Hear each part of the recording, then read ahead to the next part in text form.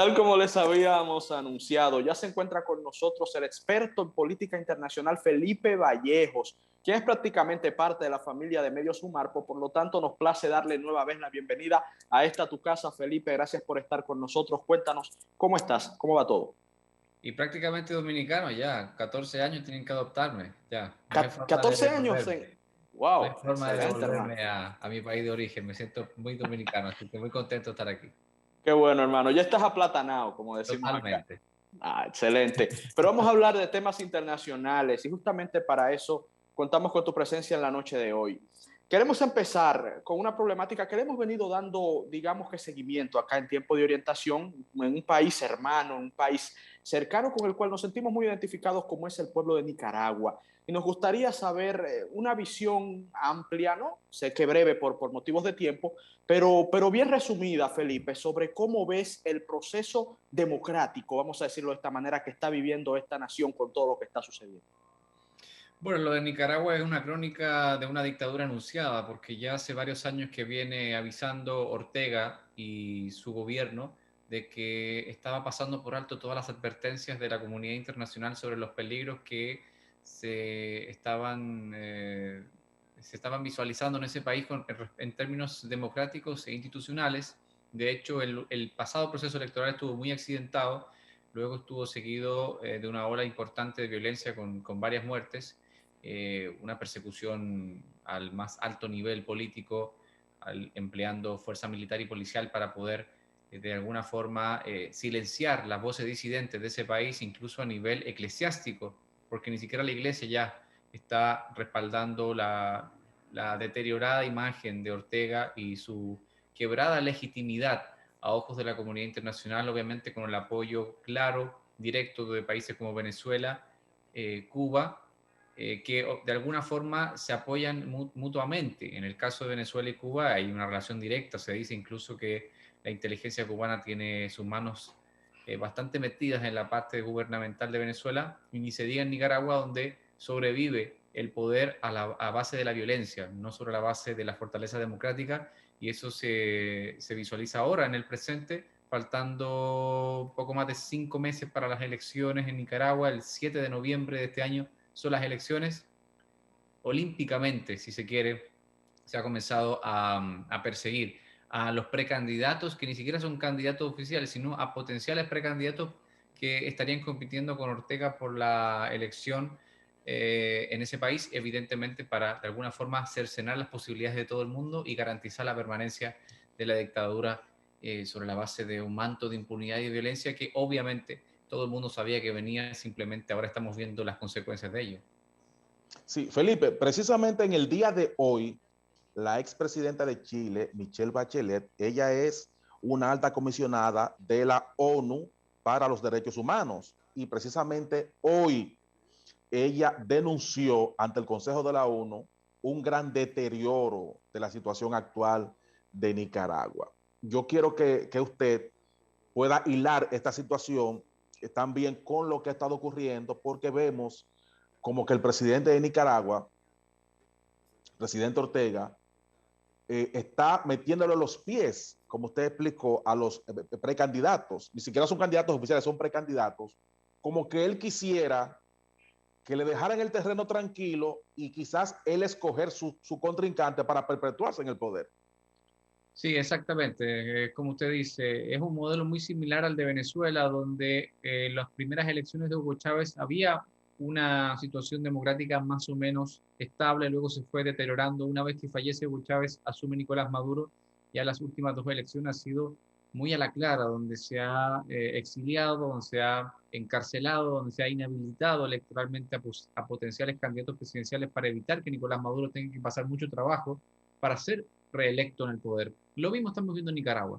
Es decir, él ha planteado una lista de posibles personas que pudieran poner en peligro su permanencia en el poder si se contaran todos los votos y si existieran las garantías mínimas constitucionales, democráticas, institucionales, en las que el pueblo nicaragüense pudiera votar el próximo 7 de noviembre. En ese sentido, él se ve amenazado porque ya está empleando la violencia, es decir, perdió toda vergüenza y se ha prácticamente pasado por alto cualquier tipo de forma democrática, de cualquier maquillaje que pudiera de alguna forma visualizarse en esa naturaleza más apegado a las leyes y no tanto al poder por la violencia. Entonces, en ese sentido, lo que denuncia Michelle Bachelet hoy como alta comisionada para los derechos humanos de las Naciones Unidas es simplemente una confirmación de lo que todo el mundo viene observando desde afuera y que la comunidad internacional, incluida la República Dominicana, ha venido denunciando de garantías mínimas de liberación inmediata de los presos políticos y, por supuesto, de la violencia, que todavía no podremos tener una panorámica certera porque los medios están controlados, porque los disidentes están cercenados y, por supuesto, el silencio de voces disidentes se van apagando. Entonces no tenemos información certera de lo que realmente está ocurriendo en terreno y eso preocupa porque el panorama podría ser mucho más desolador de lo que los medios internacionales han alcanzado a reportar. Finalmente, con Nicaragua, Felipe, ¿ves alguna luz al final del túnel? Y te lo pregunto muy a propósito del proceso que conocemos bastante bien en Latinoamérica de deterioro de la democracia venezolana. O sea, pareciera que Nicaragua va, con marcadas diferencias, por supuesto, pero como que va calcando un modelo que ya vimos fracasar en América Latina, pero que pareciera ir consolidando las garras del régimen autoritario. Entonces, en ese proceso, ¿ves algún tipo de salida que pudiera reencauzar esa nación por senderos democráticos? La única salida es la salida de Ortega para Nicaragua, porque en este momento se ha puesto como la moneda, como ese discurso de contra mí o conmigo. Es decir, ya Daniel Ortega perdió toda legitimidad y no puede garantizar un proceso electoral con las garantías mínimas democráticas que cualquier país con una constitución establecida puede ofrecerle a la ciudadanía y por supuesto a la comunidad internacional. Entonces, en ese sentido, ¿con qué garantías van a acudir el próximo 7 de noviembre? Con el 90% de los candidatos encarcelados, sometidos, perseguidos, exiliados. ¿Cómo va a ser ese proceso? Entonces, no veo luces al final de este túnel que sigue siendo muy largo para Nicaragua. Veo un camino muy similar a Venezuela y veo un silencio internacional cada día más creciente, porque Nicaragua, guardando las distancias, tiene, por supuesto, que menos importancia para la comunidad internacional que, por ejemplo, Venezuela, por tamaño, por trascendencia histórica, pero también por la importancia económica que reviste Venezuela en el caso de petróleo. ¿Qué tiene que Nicaragua de importante en términos económicos? No tiene prácticamente ninguna importancia. Sí tiene una importancia geopolítica, porque si Venezuela sigue por esa senda, si el régimen de Cuba ya se mantiene a lo largo de las décadas y ahora cae Nicaragua, pues entonces, ¿qué le espera? ¿Qué pasará en el resto de Centroamérica y el Caribe con respecto a estos regímenes que son poco democráticos, que la democracia les incomoda, que llegan probablemente por la vía democrática, pero luego se afianzan en el poder, se atrincheran y no salen más nunca. Y si tienen que salir, lo hacen por la vía más peligrosa que es la vía de la violencia. Felipe, entonces, Vianey, si tienes una pregunta sobre Nicaragua, está bien, ya. No, ya. para pasar a Perú, Sí, para vamos a pasar pasar a a Perú, Perú. vamos Vamos a a dar pasar a ahí Perú. un salto dentro de nuestra querida América Pe- Hispana con otro caso que también nos preocupa, Felipe, y es el tema del posible golpe electoral, como se está planteando desde los medios de comunicación peruanos, inclusive en este resultado que está siendo, digamos que, revalidado por la autoridad electoral peruana que da hasta el momento a Castillo como presidente de esta nación. Las fuerzas fujimoristas, apoyadas por sectores conservadores que preferirían prácticamente cualquier cosa ante lo que se vislumbraba como una amenaza, al menos en campaña, como una amenaza comunista, ¿no? Ese fue el discurso del fujimorismo. Pareciera que se está urdiendo allá algún tipo, como ellos llaman, de golpe electoral. ¿Lo ves de esta manera o tienes alguna otra lectura que pudiera enriquecer estas ideas? Bueno, en términos estrictamente de diferencia de votos, por supuesto que Keiko Fujimori está obligada a impugnar los resultados y pedir un reconteo de votos porque la diferencia fue prácticamente entre 40.000 y 50.000 de un universo de más de 16 millones de personas que votaron en las elecciones, tanto a nivel interno en Perú, en las grandes urbes, en el campo, en la parte rural, pero también en el exterior, porque así como República Dominicana, Perú tiene una cultura social importante, demográfica, de muchos peruanos viviendo en el exterior. Entonces, esos tres frentes definieron en muchos sentidos la elección entre Pedro Castillo y Keiko Fujimori. Ahora, conforme van pasando los días, más van creciendo las dudas con respecto a una declaración oficial por parte de la autoridad. Para tranquilidad de muchos, Keiko Fujimori ha dicho que va a respetar el resultado oficial. Sin embargo, hay una creciente preocupación porque a pesar de la constante actualización del centro electoral peruano, es decir, la versión peruana de la Junta Central Electoral, dando a Pedro Castillo todos los boletines como ganador, aunque por la mínima, ha ganado las elecciones. Pedro Castillo debiera ser ya declarado presidente electo de Perú porque la diferencia se mantiene entre 40.000 y 50.000 votos. No hay pruebas contundentes de fraude, no hay pruebas contundentes que puedan hacer pensar o sospechar de que la diferencia de votos entre Pedro Castillo y Keiko Fujimori es menor a la cantidad de irregularidades que ocurrieron o que pudieron haber ocurrido como todo proceso electoral, porque siempre van a ocurrir situaciones en distintas mesas a nivel nacional. Pero la pregunta es, ¿son indicios suficientes para llegar a pensar de que la situación, que el resultado final se pudiera voltear? Hoy por hoy no. Pedro Castillo es el presidente electo del Perú. Es una cuestión de tiempo, es una cuestión de garantizar condiciones mínimas para que él asuma, porque la verdad es que del lado de Castillo hay miedo, hay temor, sobre todo de las élites, de las ciudades, de la agenda gubernamental que pudiera implementar, pero por el lado de Keiko Fujimori, ¿qué hay? Son hechos porque la arrastra al Fujimorismo y sobre todo su rol muy cuestionado como primera dama en el segundo gobierno de su históricamente cuestionado padre y expresidente del Perú, Alberto Fujimori. Sí, Vallejos.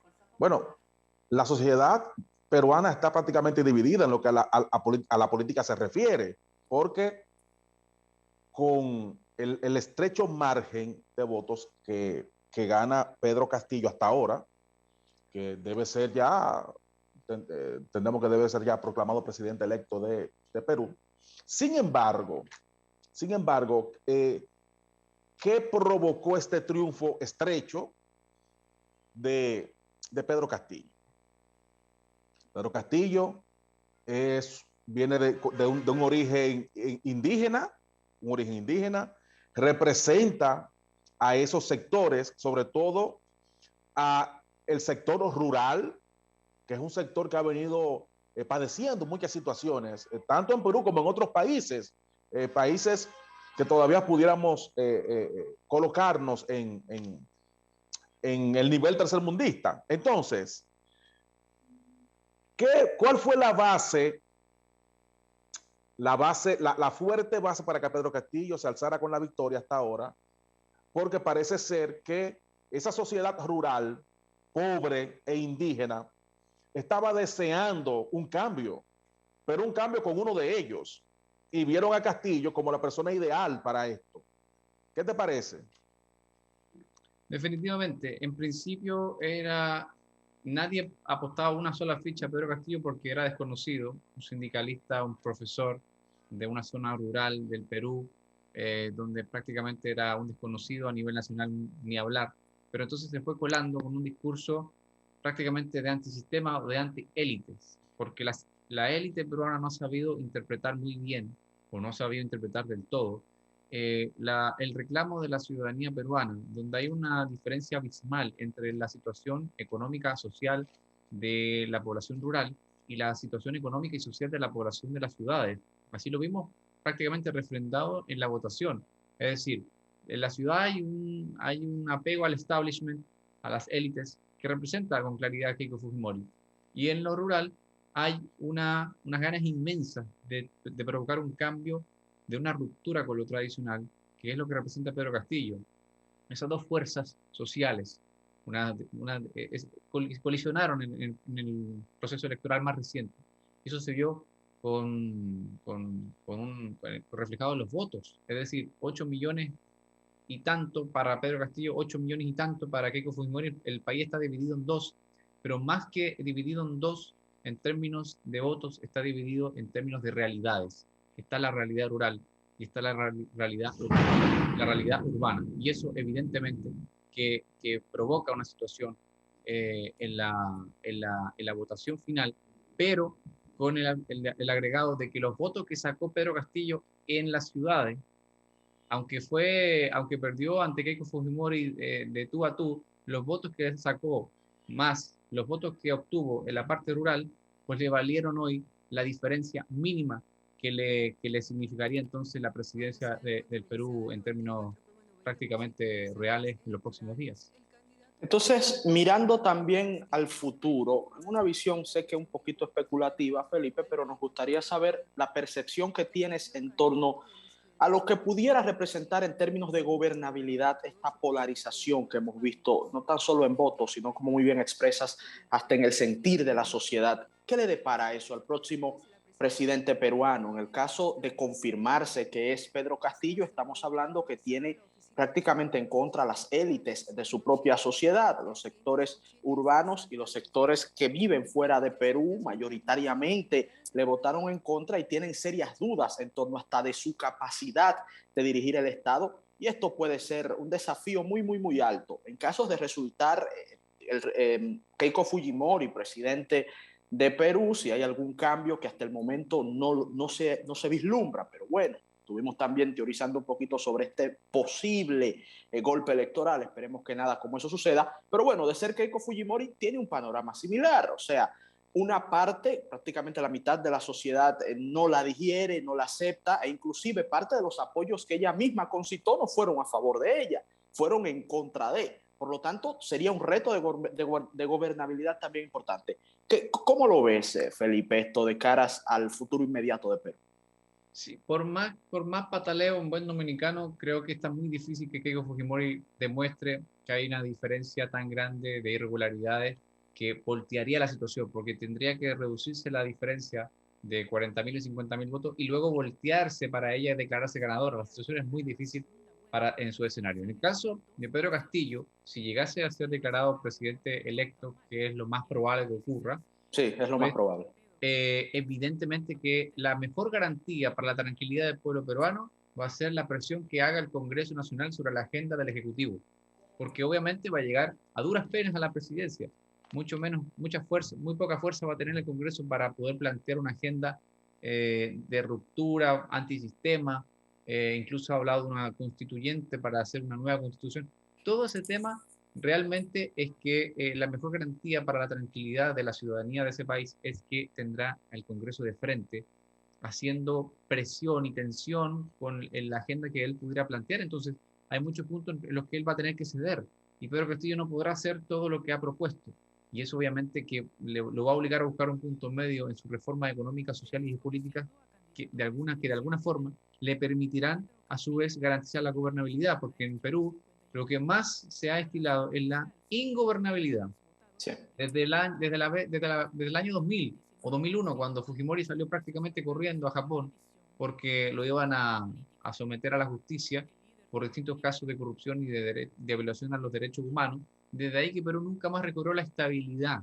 Es decir, tiene 20 años, 21 años de inestabilidad. En los últimos 4 años ha tenido 4 presidentes diferentes, todos sometidos por corrupción, todos relacionados con Odebrecht. Entonces viene Pedro Castillo, una persona completamente outsider de la política, a decir, esta es mi agenda de gobierno, que de hecho sea de paso tendrá que entenderse con un Congreso que muy probablemente va a estar en contra de varias de las reformas profundas que él quiere realizar. Entonces, esa búsqueda de punto medio va a ser fundamental para que por fin un presidente pueda gobernar los 4 o 5 años que le quedan por delante. Si Pedro Castillo lograse ser presidente electo, si asume el poder y si encuentra ese punto medio, creo que estamos ante una nueva posibilidad de que por fin Perú tenga gobernabilidad, que es lo más importante. El tema de cómo Pedro Castillo va a enfrentar la pandemia. Perú, la pandemia le ha dado muy duro a Perú. Entonces, Perú está sumergido en una gran crisis económica y una crisis sanitaria. ¿Cómo comenzar con lo más difícil? Ese sería el gran reto de Pedro Castillo en caso de, ¿verdad?, de ser confirmada su elección. ¿Qué pudiera ocurrir? Porque tenemos entendido que un sector importante de la prensa estuvo con la candidata Fujimori. Entonces, ¿qué pudiera pasar? Partiendo de que Castillo tendría que comenzar por resolver una situación tan difícil como lo es la pandemia en Perú? Bueno, en el caso de que ya finalmente tenga que asumir la presidencia del Perú, Pedro Castillo, lo primero que tendría que buscar es un pacto de unidad nacional, es decir, convocar a todos los sectores, hacerle un guiño, por supuesto, a su rubro más fuerte, que es el sector rural, pero también entenderse con las élites, con los empresarios, con los partidos de oposición, con todas las fuerzas que quedarán representadas en el Congreso de Perú, porque de otra forma no habrá manera posible y sostenible de enfrentar los desafíos más urgentes que tiene ese país, que es por supuesto la pandemia. La pandemia que ha tenido una consecuencia económica y social profunda y que hoy por hoy tiene a Perú como un país donde los privilegiados se vacunan y la población en general no ha tenido un acceso fluido a las vacunas, como por caso contrario, por ejemplo, República Dominicana, que sí ha tenido, ha ofrecido acceso a gran parte de su población. Entonces, creo que es importante, antes de atender los problemas, tiene que buscar ese consenso, tender ese puente de diálogo como presidente, como líder del país, en un momento donde se amerita liderazgo, se amerita consenso y se amerita unidad. Sin esos tres componentes, cualquier intento de resolver una crisis tan importante como la de la pandemia puede poner en peligro la gobernabilidad y puede obligar a Castillo a terminar mucho antes su periodo de gobierno, porque en Perú la cultura de la renuncia a la destitución es mucho más consolidada que en otros países. Entonces, Pedro Castillo, una vez asumiendo como presidente, tiene la gran responsabilidad de convocar a todos los sectores para buscar soluciones conjuntas, porque caso contrario, puede verse en una encrucijada muy difícil que pudiera definir temprano su salida del poder. Finalmente, Felipe, por motivos de tiempo, y qué rápido se ve el tiempo cuando uno está disfrutando y aprendiendo, ¿no? Pero finalmente, en Estados Unidos de América, muy bien sabes ya por el tiempo que tienes viviendo en este país, la preponderancia que tiene para el mundo, pero la influencia cultural de los Estados Unidos en República Dominicana, por motivos históricos, por motivos geográficos y por otros que pudiéramos analizar a nivel social, es sencillamente brutal. Y así también estamos pendientes de lo que sucede en esa nación. Nos gustaría una lectura sobre cómo ha ido evolucionando el gobierno de Joe Biden. Tenemos también la noticia que conoces bastante bien de las primarias del Partido Demócrata. Estamos pendientes de ese acontecimiento, pues también reviste de interés y de relevancia para nuestro país. Nos gustaría que nos comentaras también así, medio a grosso modo, Felipe, cómo ves el gobierno de Biden, su relación hacia América Latina y qué se pudiera esperar de la evolución del Partido Demócrata a raíz de estas elecciones e inclusive a nivel ideológico hemos visto algunos cambios. Sé que es amplio, ¿verdad?, la pregunta, pero nos gustaría un panorama general acorde a tu visión. Bueno, el gobierno de Joe Biden tiene en este momento sus manos llenas y eso en parte habla de tranquilidad para la política exterior dominicana, porque en términos de política exterior, la gran preocupación de República Dominicana es cómo Estados Unidos vaya a plantear el problema de la solución al problema haitiano. Es decir, porque los demócratas tienen esa tendencia a tratar de cargar sobre los hombros del gobierno dominicano la situación haitiana. Y los gobiernos republicanos tienen la tendencia de buscar mayores responsabilidades de la comunidad internacional para solventar la situación crítica de Haití, que en este momento, en términos reales, es un estado prácticamente al borde siempre de ser un estado fallido. Tiene sus momentos de tranquilidad, pero siempre está al borde del colapso, al borde de una situación civil importante, y eso obviamente que llama preocupación a la población dominicana, y al mismo tiempo miramos de reojo lo que está pensando, lo que está planteando el gobierno de los Estados Unidos de turno de ese contexto. En el contexto actual, Haití no ha sido una conversación mucho más allá de lo tradicional, porque hay una sola concentración en este momento a nivel de gobierno de Biden. Por un lado, la parte sanitaria, de llegar a un 70-75% de la población norteamericana con sus dosis completas antes del 4 de julio, y a nivel internacional plantear una nueva agenda, pero más pegada de la situación de Europa y de Rusia. Por eso la relevancia que se le dio a la cumbre esta última entre Joe Biden y Vladimir Putin, donde se relanzaron un poco las relaciones entre ambos países, y eso obviamente que ha copado la agenda. A nivel latinoamericano, lo que más hemos visto es las advertencias que se le han hecho a Nicaragua por todo lo que hemos discutido anteriormente y una suerte de incomodidad con el proceder de Nayib Bukele en El Salvador. De hecho, Nayib Bukele fue a Estados Unidos hace unos meses y ni siquiera fue recibido por ningún funcionario de alto nivel de la Casa Blanca, sino que se le quitó el guante, como se dice popularmente. Eso fue un aviso. Entonces, más o menos en esa línea, en esa tesitura, se ha manejado Joe Biden. Todavía está por verse cómo está la situación de Haití. La temperatura del gobierno con relación a Haití va a definir en muchos sentidos cómo Estados Unidos, bajo la dirección de Joe Biden, nos ve aquí en la República Dominicana. Del lado opuesto, República Dominicana tiene sus ojos muy concentrados en reactivar las relaciones diplomáticas, profundizar las relaciones comerciales. Y digo reactivar las diplomáticas porque habían estado un poco dormidas, en el sentido de que se dio prioridad a las relaciones con China bajo el gobierno de Medina. Luis Abinader ha dado un vuelco total, hablando de las inversiones norteamericanas, de la importancia de los norteamericanos para la economía dominicana, incluso a nivel de turismo. 60% de los visitantes en República Dominicana son canadienses y norteamericanos. Entonces, en todo ese sentido, aún está por verse cómo es que Joe Biden tiene planteado su agenda con respecto a República Dominicana. En el caso de Nueva York, no veo grandes sorpresas. Se va a discutir en estos días quién va a ser el candidato demócrata para suceder a Bill de Blasio, que luces y terminará con muchas sombras por su manejo de la pandemia, sobre todo por ser tan reacio a adoptar medidas de restricción de movilidad en el peor momento del virus. Entonces, luego de prácticamente 7 años de gestión, los demócratas van a elegir al sucesor porque cae de la mata prácticamente en una cultura como la neoyorquina. El próximo alcalde de esa ciudad será por tradición demócrata. Y eso lo veremos en noviembre próximo también. Un mes de muchas definiciones, porque también viene la elección en varios países como en Chile, donde vamos a ver las consecuencias de quién ha manejado bien esto y quién lo ha manejado mal. Quien lo ha manejado mal será castigado con el voto. Queda pendiente entonces, Felipe, para más adelante que conversemos contigo sobre el caso chileno, a nivel electoral y a nivel también de la constituyente, o sea, de la modificación constitucional. Son temas muy interesantes que pudiéramos abordar más adelante, pero lamentablemente no hay más tiempo en el programa de la noche de hoy para seguir tratando temas tan interesantes. Muchísimas gracias, Felipe, por tu amabilidad y por brindarnos tu visión en torno a temas relevantísimos a nivel internacional. Muchísimas gracias a todos ustedes, amigos y amigas, que nueva vez estuvieron en sintonía con nosotros. La invitación queda abierta para que mañana a la misma hora y por el mismo canal estén nueva vez en contacto con este equipo multidisciplinario de Tiempo de Orientación. Les deseamos siempre un feliz resto de la noche y que Dios, nuestro Señor, el Todopoderoso, les bendiga siempre.